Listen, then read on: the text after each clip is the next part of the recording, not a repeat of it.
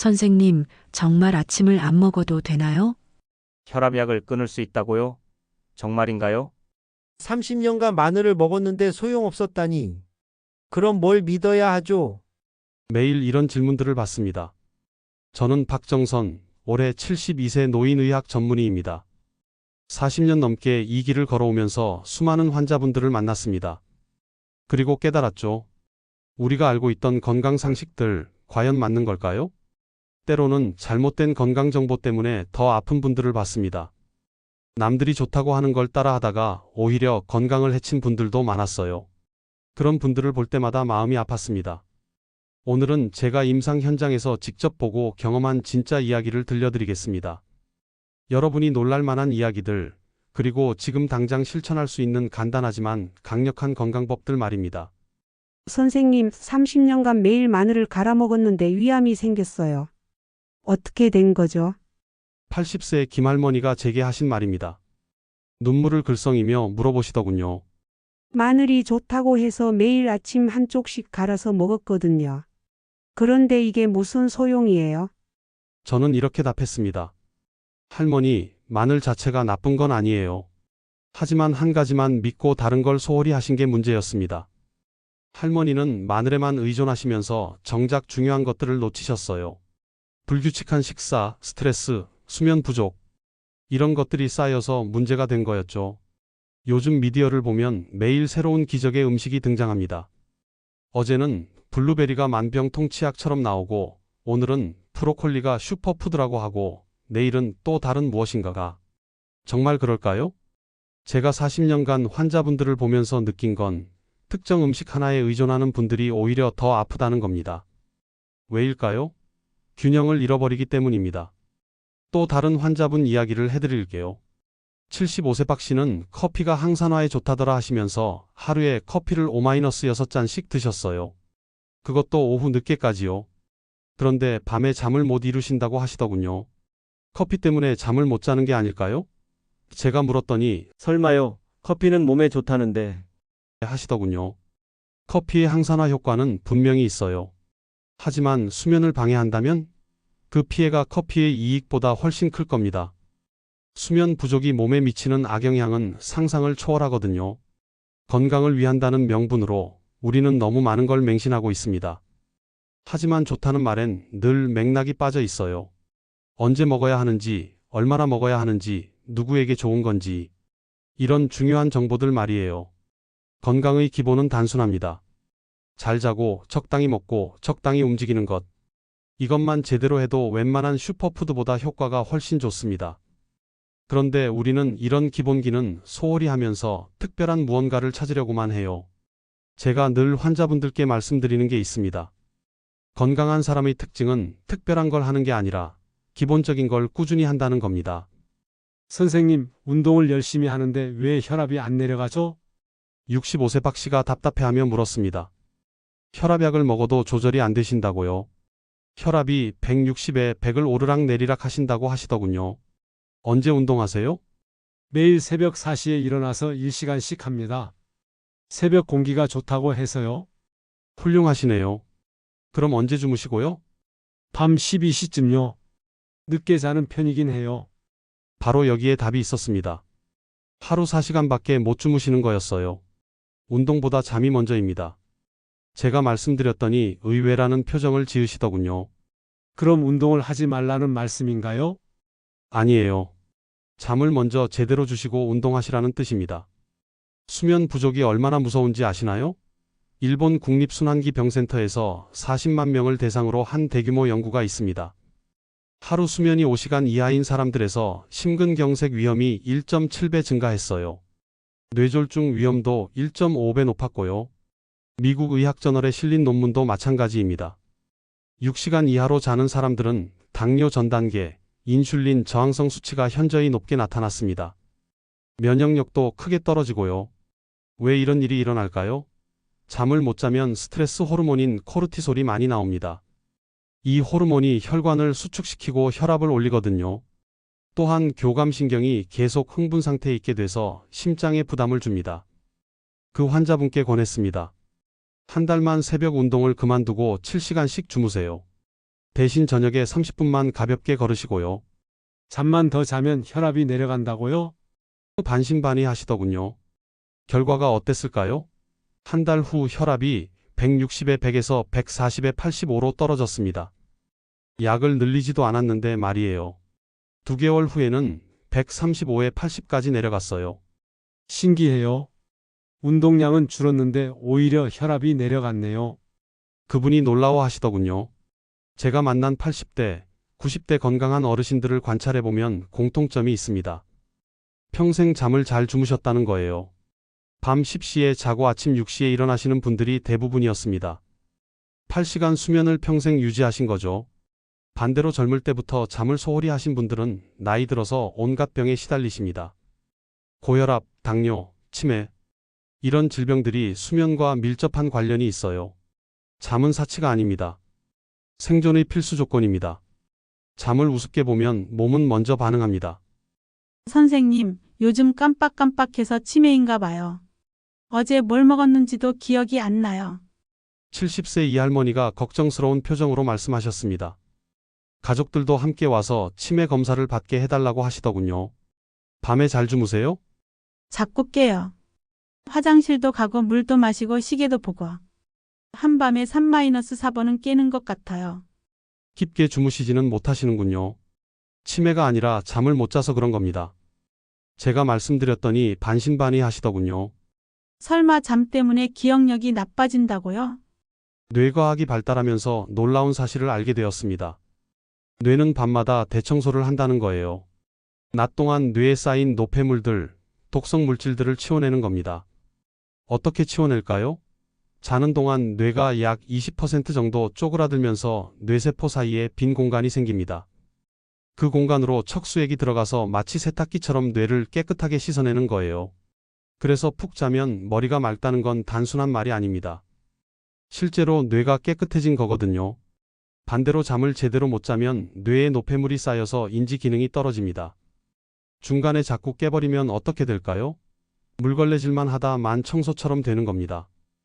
깊은 잠을 자야 뇌의 청소 기능이 제대로 작동해요. 서울대병원에서 한 연구를 보면 수면 도중 자주 깨는 사람들은 기억력 테스트에서 점수가 현저히 낮게 나왔습니다. 새로운 정보를 학습하고 기억으로 저장하는 과정이 깊은 잠을 잘 때 일어나기 때문이에요. 그 할머니의 수면 환경을 바꿔드렸습니다. 침실을 더 어둡게 하고 잠자기 2시간 전부터는 물을 안 드시게 했어요. 그리고 낮에 햇볕을 쬐며 30분씩 걷게 했습니다. 규칙적인 운동이 밤에 깊은 잠을 자는 데 도움이 되거든요. 또한 저녁 식사를 일찍 하시도록 했어요. 소화가 수면을 방해할 수 있으니까요. 카페인 섭취도 오후 2시 이후로는 금지했습니다. 한 달 후 다시 오셨는데 표정이 완전히 달라져 있었어요. 선생님, 기억력이 좋아졌어요. 어제 뭘 먹었는지도 기억하고 손자 이름도 헷갈리지 않아요. 치매 예방에도 수면이 얼마나 중요한지 아세요? 알츠하이머병의 원인 물질인 아밀로이드 베타가 깊은 잠을 잘 때 가장 많이 제거됩니다. 그래서 젊을 때부터 잠을 잘 자는 습관이 치매 예방에 중요한 거예요. 뇌는 우리가 자는 동안 스스로를 치유합니다. 그런데 우리가 그 시간을 주지 않으면 어떻게 될까요? 점점 쌓이는 뇌의 노폐물 때문에 기억력과 인지 기능이 떨어질 수밖에 없습니다. 좋은 잠을 위한 제 조언은 간단합니다. 해가 질 때 우리 몸도 함께 쉬게 해주세요. 그것이 수백만 년 동안 인간이 살아온 자연스러운 방식입니다. 선생님, 뭘 먹어야 하나요? 당뇨약을 먹어도 혈당이 잘 안 내려가요. 75세 최 씨가 답답해하며 물었습니다. 당화혈색소가 8.5로 높게 나온 상태였어요. 식단 일기를 써보시라고 했더니 특별히 나쁜 음식을 드시는 건 아니었어요. 현미밥에 채소 반찬 위주로 드시고 계셨거든요. 그런데 한 가지 문제가 있었습니다. 왜 저녁을 9시에 드세요? 낮에는 바빠서 저녁에야 제대로 먹을 수 있어요. 손자들 챙기고 집안일 하다 보면 그리고 언제 주무시고요? 10시 30분쯤 누워요. 11시면 잠들고요. 바로 여기에 문제가 있었습니다. 잠자기 1시간 30분 전에 식사를 하시는 거였어요. 미국 스탠퍼드 대학교 연구를 보면 같은 음식이라도 식사 순서만 바꿔도 혈당 상승 폭이 절반으로 줄어든다고 했습니다. 채소를 먼저 드시고 밥을 나중에 드시는 것만으로도 큰 차이가 나는 거죠. 하지만 더 중요한 건 시간이에요. 저녁 8시 이후에 드시는 음식은 거의 다 지방으로 저장됩니다. 왜냐하면 우리 몸이 이미 휴식 모드로 들어가기 때문이에요. 인슐린 감수성도 떨어지고 대사율도 낮아져서 같은 음식이라도 혈당을 더 많이 올립니다. 게다가 소화 때문에 깊은 잠을 못 자게 됩니다. 위장이 일하고 있는데 어떻게 몸이 완전히 쉴 수 있겠어요? 저녁은 6시 30분 전에 드시고 그 대신 점심을 조금 더 든든하게 드세요. 그럼 밤에 배가 고픈데요? 처음엔 걱정하셨지만 제가 설명해 드렸어요. 처음 일주일은 힘드실 거예요. 하지만 우리 몸은 적응을 잘해요. 2주만 지나면 오히려 편해지실 겁니다. 정말 그랬습니다. 일주일 후 밤에 배가 고파서 잠이 안 와요. 라고 하시더니 2주 후에는 신기하게 배가 안 고파요. 오히려 몸이 가벼워졌어요. 라고 하셨습니다. 한 달 후 검사 결과를 보고 깜짝 놀랐습니다. 당화혈색소가 8.5에서 7.1로 떨어진 거예요. 체중도 3kg 줄었고요. 식사량은 똑같이 했는데 이렇게 효과가 날 줄 몰랐어요. 최 씨가 신기해 하시더군요. 공복 상태로 자야 뇌가 깊이 쉬고 장기들도 회복할 시간을 가질 수 있습니다. 이건 수백만 년 동안 인간이 살아온 자연스러운 방식이에요. 농업이 시작되기 전까지는 해가 지면 음식을 구할 수 없었으니까요. 혈당 스파이크도 중요한 문제입니다. 급하게 밥을 먹으면 혈당이 급상승했다가 급하강해요. 그러면 몸에서는 당이 부족하다고 느껴서 다시 단 것을 찾게 됩니다. 악순환의 시작이에요. 천천히 먹는 것도 중요해요. 뇌에서 포만감을 느끼는 데는 약 20분이 걸립니다. 5분 만에 밥을 다 드시고 배가 안 불러요 라고 하시는 분들이 많은데 당연한 거예요.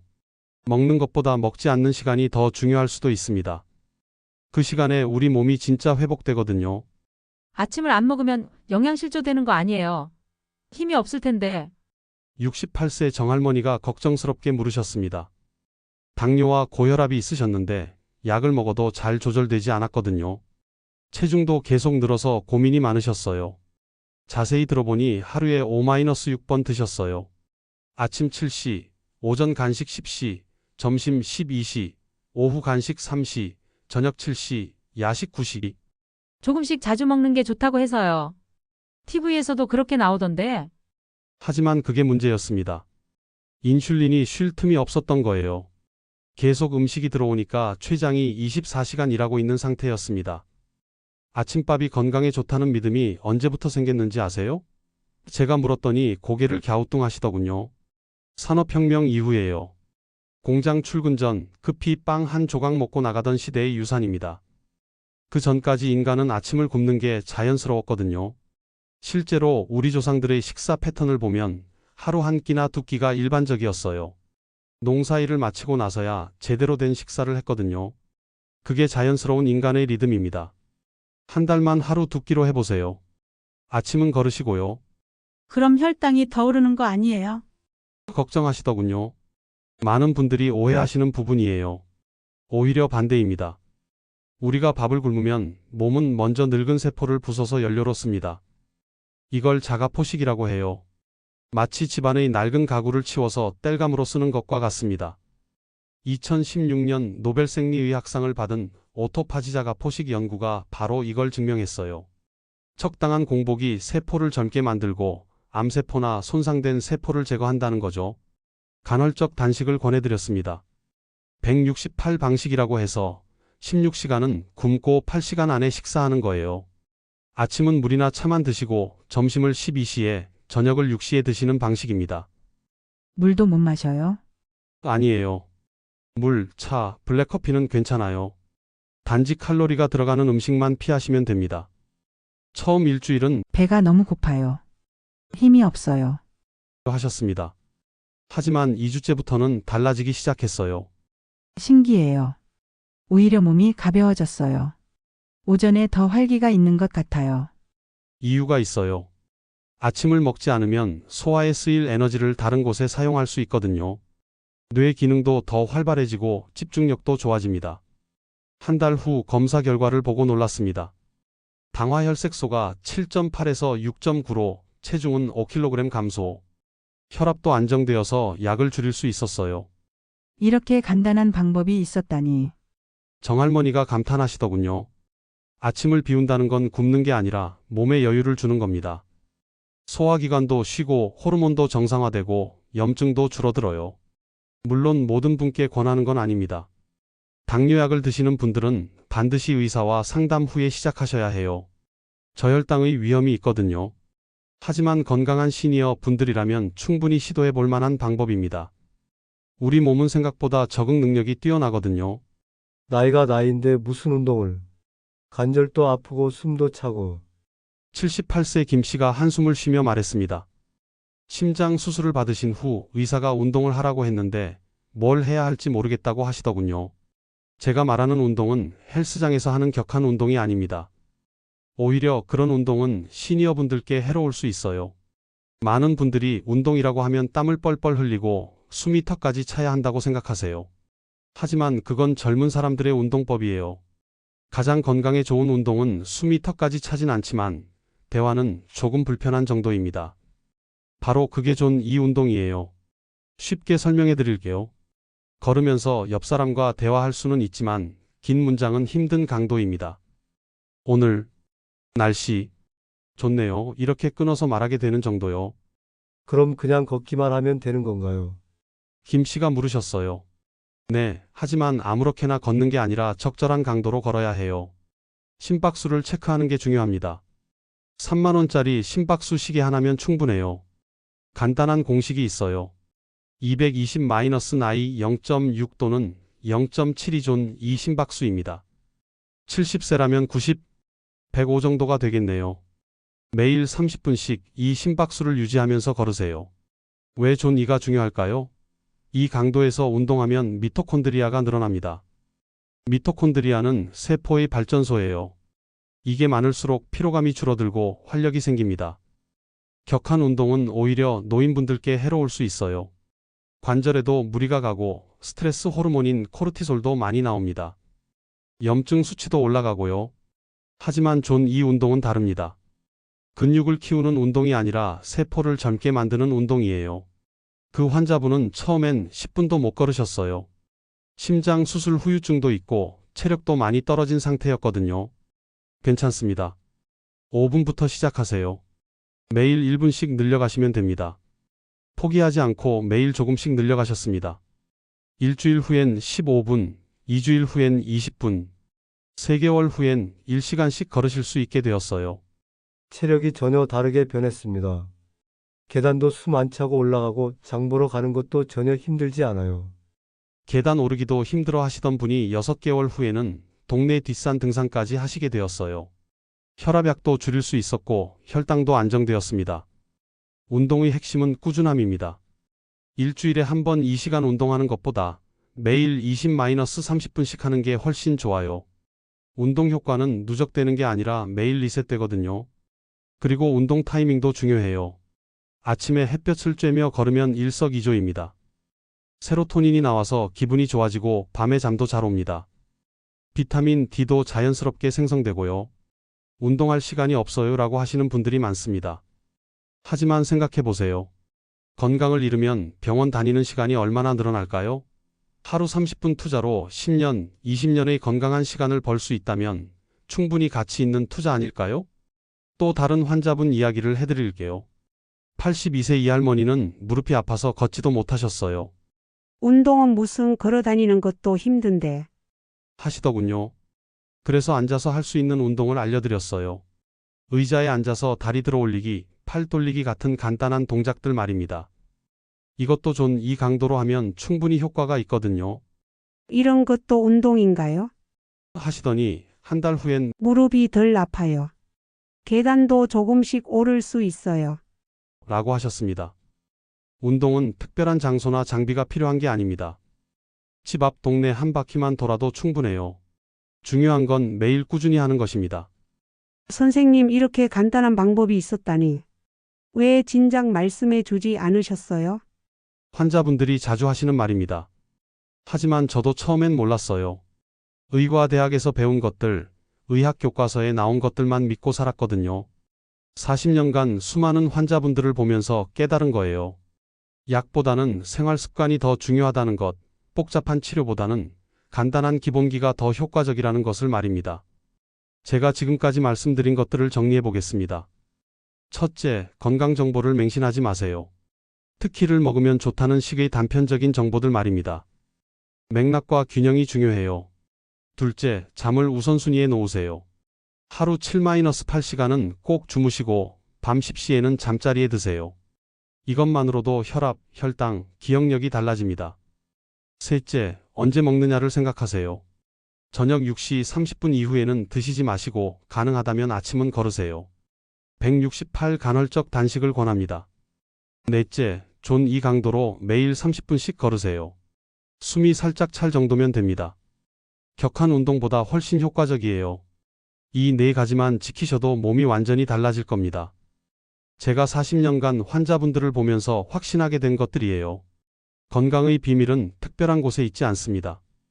우리 일상 속에 아주 평범한 습관 속에 있어요. 복잡한 건강 정보에 휘둘리지 마세요. 기본기가 가장 중요합니다. 그런데 선생님, 너무 늦은 거 아닌가요? 저 나이에 지금 시작해도 소용이 있을까요? 70대 환자분이 걱정스럽게 물으셨어요. 제가 답했습니다. 절대 늦지 않았습니다. 오히려 지금이 가장 좋은 시기예요. 시니어 시기야말로 이런 기본기의 효과가 가장 크게 나타나는 때입니다. 실제로 그래요.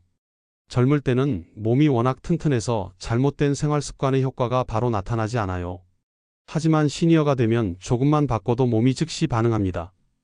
72년을 살아오면서 40년 넘게 환자분들을 보면서 확신하게 된 것이 있습니다. 건강한 노년은 선택입니다.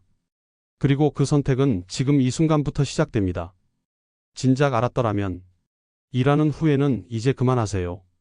과거는 바꿀 수 없지만 미래는 바꿀 수 있어요. 오늘 밤부터라도 시작해보세요. 9시에 잠자리에 들고 내일 아침은 거르고 점심 후에는 30분간 걸어보세요.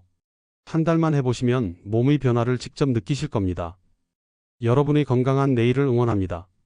늦지 않았어요. 지금이 바로 시작할 때입니다. 감사합니다.